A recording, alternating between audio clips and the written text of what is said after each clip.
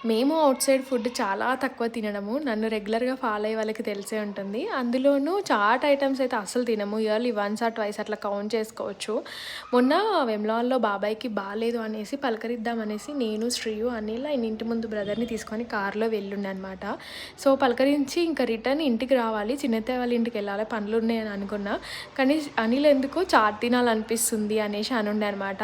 ఇదే ప్లేస్‌కి అనిల్ మంచిగా ఉన్నప్పుడు బండి మీద తీసుకొచ్చేవాడనమాట. వేములవాడకెళ్ళినప్పుడల్లా అదే ప్లేస్‌లో తినేవాళ్ళం. చాలా బావుంటది చాట్ అక్కడ అనేసి.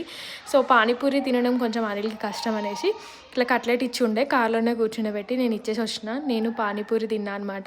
ఎగ్జాక్ట్‌గా వేములవాడలో ఈ పార్క్ ఉంటుంది కదా! ఈ పార్క్‌కి అపోజిట్‌లోనే ఇది ఉంటదనమాట. చాలా ఫేమసు. మీరు ఎవరైనా వీడియో చూస్తున్న వాళ్ళు వేములవాడ సిరిసిల్లార్ అయితే ఈ ప్లేస్ డెఫినెట్‌గా అందరికీ తెలిసే ఉంటది.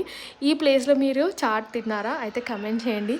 సో, ఫైనల్లీ అనిల్ అయితే చాలా హ్యాపీ. చాలా మంత్స్ తర్వాత తిన్నామనేసి. అండ్ ఈసారి శ్రీ కూడా ట్రై చేసింది. మేము ఇంటికొచ్చాక మళ్ళీ మా మామయ్యను, శ్రీ బయటికెళ్లారనమాట.